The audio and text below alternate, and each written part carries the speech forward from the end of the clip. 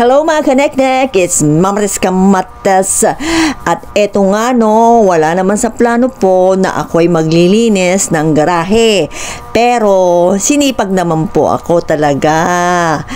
Naawa naman po ko talaga sa garahe dahil po purang lumot at yan po ang inutos sa akin ni Ate ko Pia. Kaya eto, sipag-sipag na naman po tayo, di po ba? At pag nakikita mo naman talaga, totoo naman. Kasi pag nakikita nyo talaga, ang pangit tignan at saka may amoy po talaga ang lumot. Dahil naman, no, ulan ng ulan at bagyo much. Kaya naman nagkakalumot naman, normal lang po yan. Dahil po yan ay kalikasan.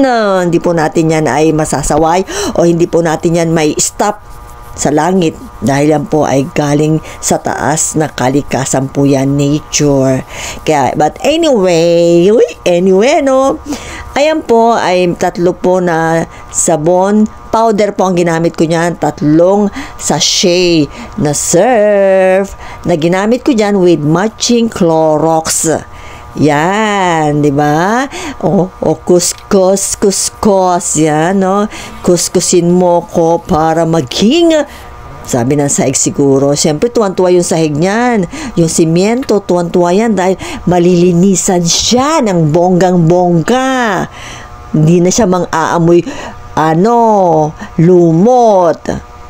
Ayan nga, ang hirap po mga kaneknek na ikaw nang kumukuha ng tubig, ikaw pa ang nagbabrush, tapos ikaw pa ang magbabalaw, ikaw wala kang kasama sa buhay. But anyways na naman po, ayan hindi ko alam kung saan patutungo ang aking brush para pong buhay. Yan, in-stop ko yan. Umistop po ako dyan dahil ayan na nga po, di ba? Pinakita ko na lang po sa inyo kung paano lang ako magbanlaw dahil pagod match po tayo dyan. Ang hirap po talaga, sinasabi ko sa inyo, ang hirap po talaga mag-isa.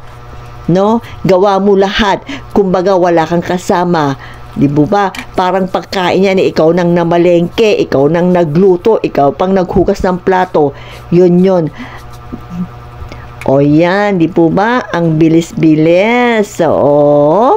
Yan. Uy, naku po. Kapag po satisfied ka sa paglilinis mo at natapos na, fulfill ang naging gawa mo. Yun. Fulfill.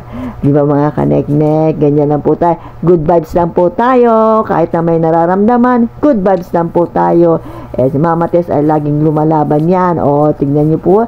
Tapos na po sana dyan kaso may nakita na naman akong konting lumot. Kaya talagang gusto kong makuskus siya lang gusto.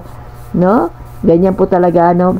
Pero pasasaan, satisfy naman kung naging perfect ang ginawa mo. Kahit na hindi perfect, nagtanggal lang po talaga yung lumot sa simyento na yan. Yan.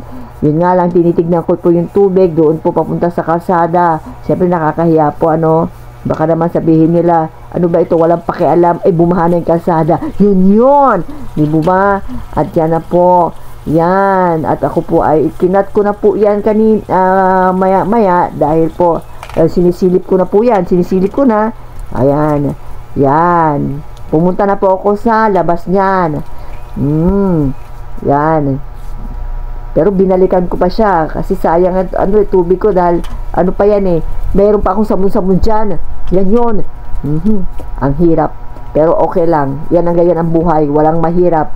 Kung talagang gusto mong maging maayos ang ginagawa mo sa buhay. Yun. Yan.